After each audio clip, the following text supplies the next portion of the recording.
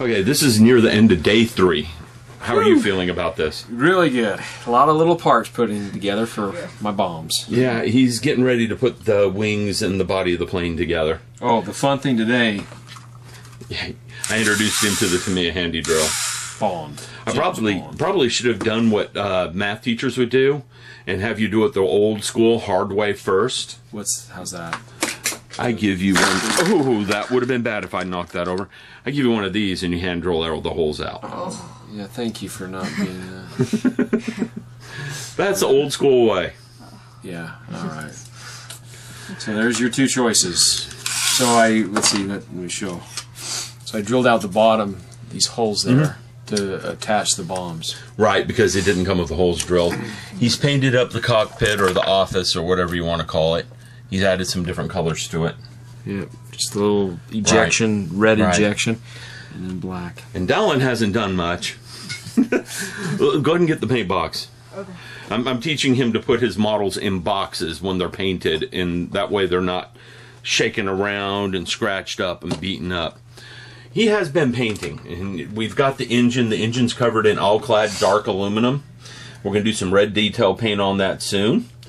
And he's painted the undercarriage. Over here, I've been doing some painting as well. We painted our rims. They're all gloss black. That's all-clad gloss black base. I painted some of my detail parts. Some of the Dallin's detail parts are here too. Like this is undercarriage from my car. The shock absorbers I painted bright blue. On my car, there's the engine. Yes, I painted the engine block blue. I got to paint the top of it aluminum and brass. Okay, so it's going to get about 4 or 5 colors. I'm going a little nuts. His isn't getting as many colors because Dodge is making everything out of aluminum.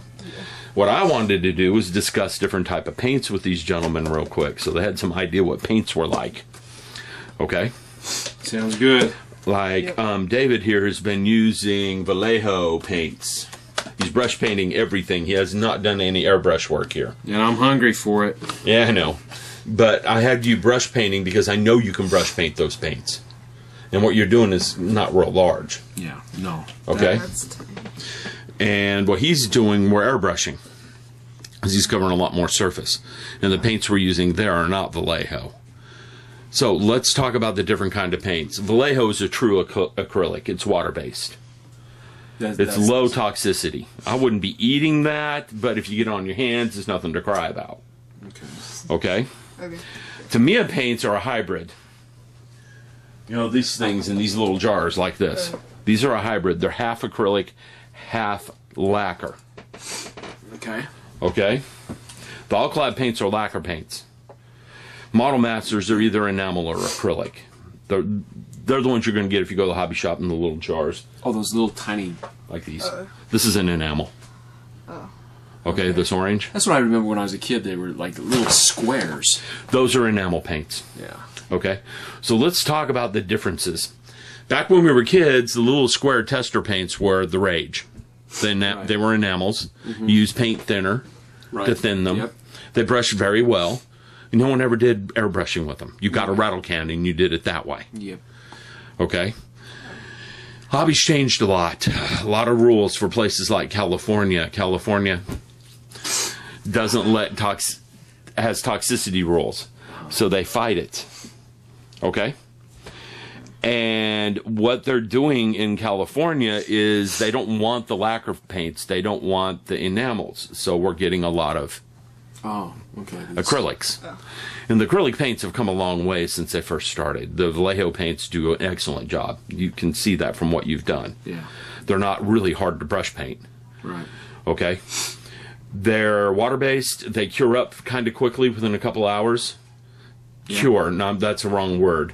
They're dry to the touch in a couple hours. They cure overnight. The way you tell if paint is cured is you pick it up and you smell it.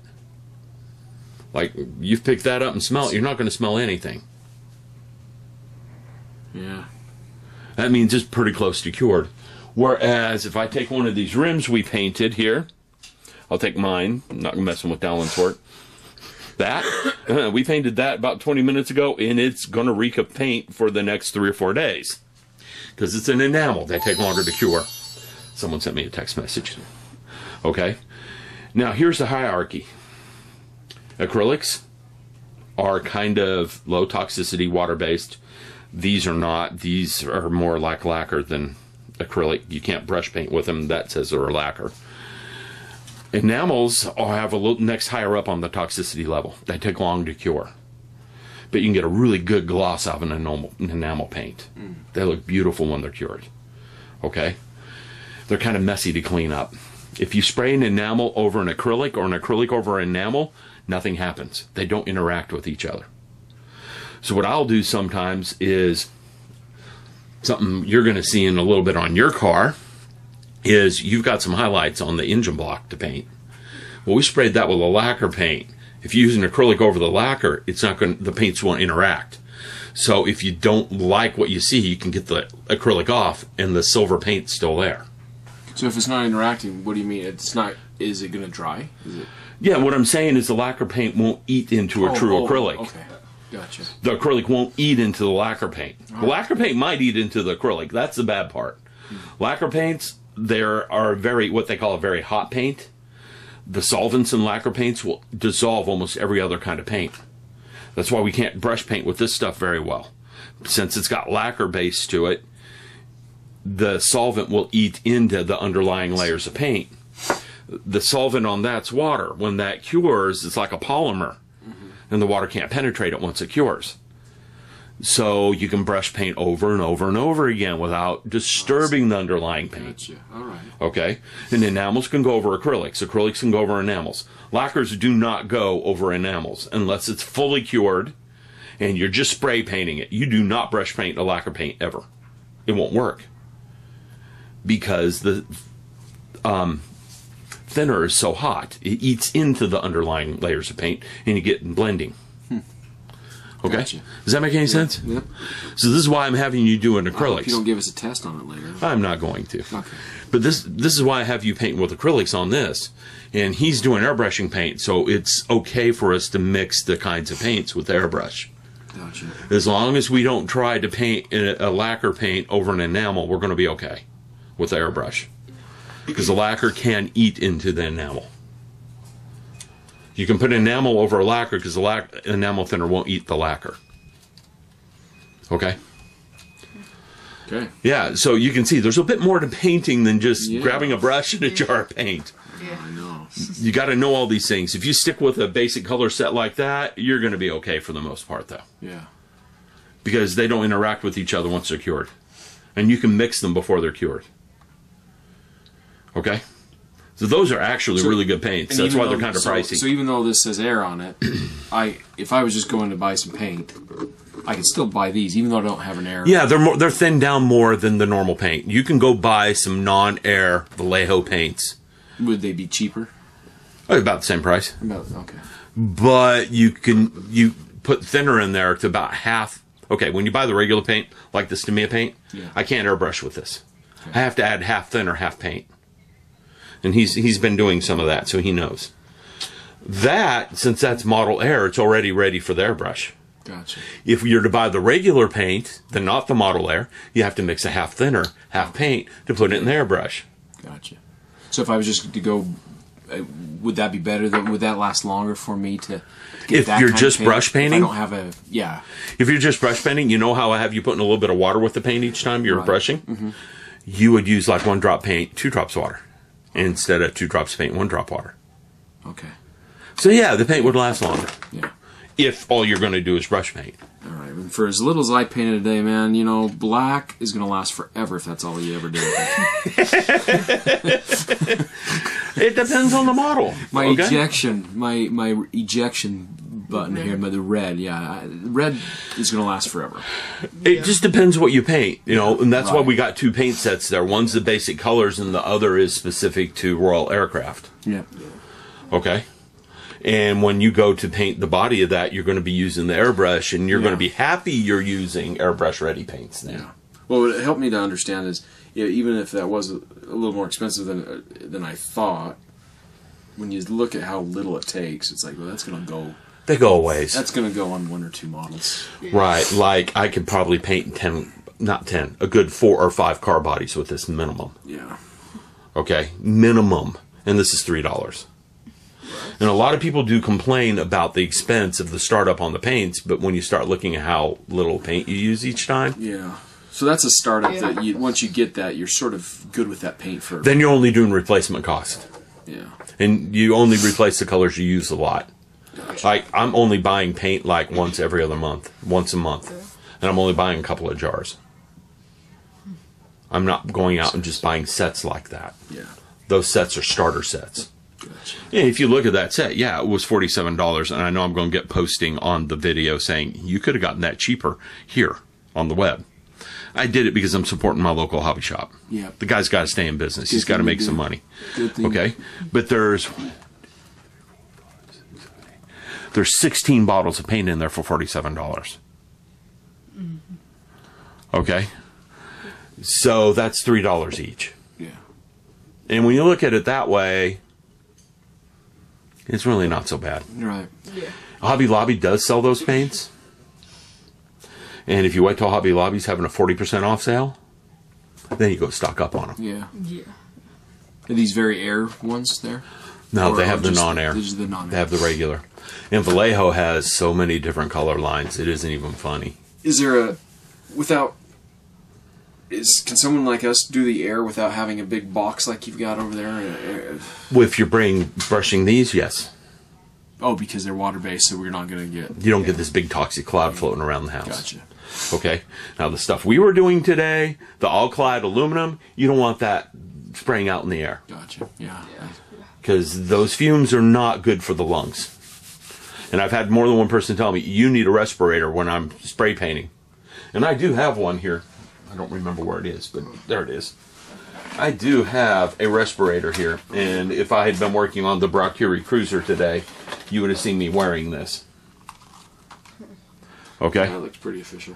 It's a paint respirator. It's a cheap paint respirator, but it is a paint respirator for paint. That paint booth pulls so much air out. Did you smell anything today? No. Just briefly. It was very brief.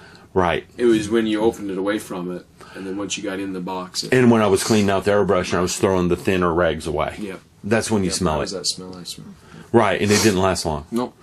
That's why I don't use a respirator, because that thing moves so much air. Yeah. And I built that.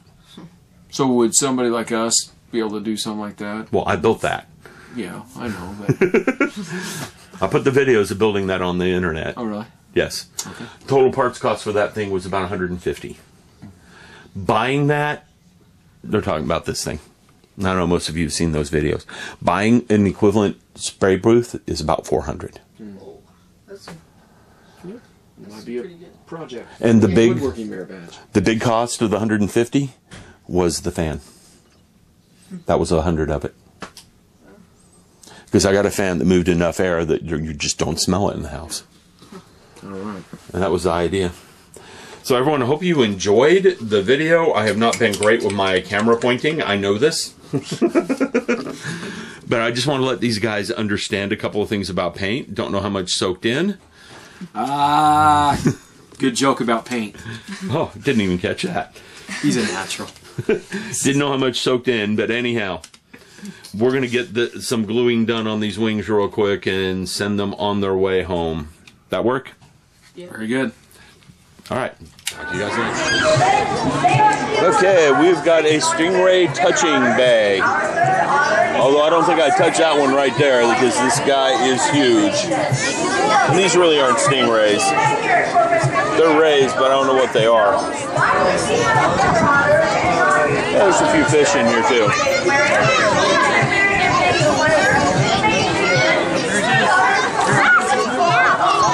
These guys are kind of fun. The big one does move. He's moved since we've been here. And I don't know if I'd reach in there and touch the big one. You won't. So there's some guys over there that are close to touching that big one. Do they have those fingers? I know the big one doesn't. You can tell. I can't even see it. Oh, look.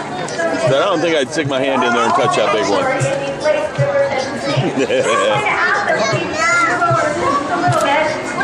I'm having photos taken of me. Ooh, what in the heck? That was weird. All right. That is weird. we done? You want to walk on?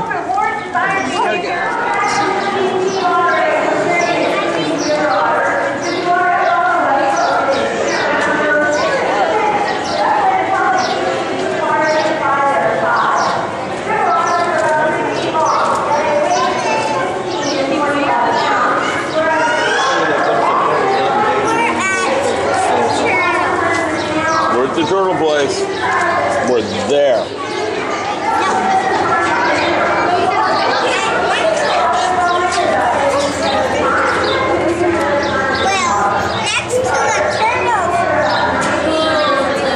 What's next to the turtles?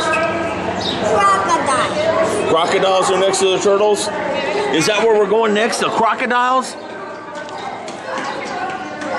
Okay, so let's go see the crocodiles. If you're done looking at the turtles.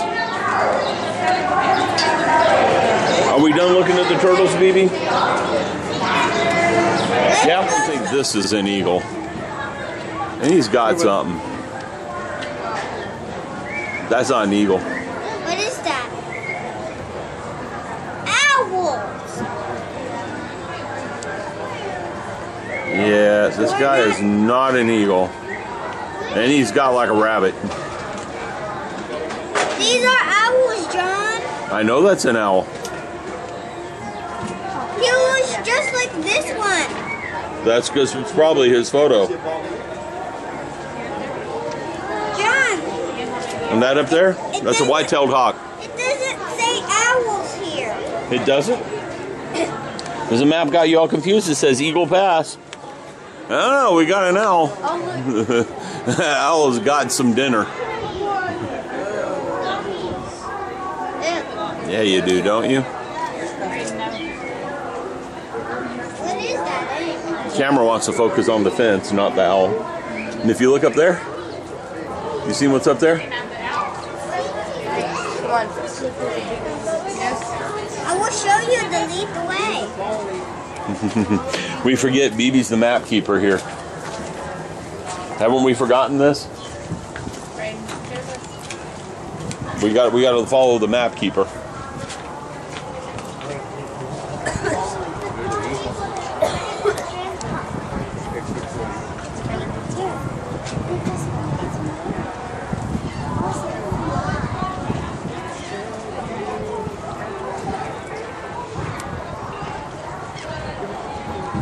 Yeah, there's a roof to it. Oh, let's go over here. Yeah, he said it's. That is, look, how about that? It means. They eat all kinds of little creatures. They eat fish and birds. See ya? Puppy dogs.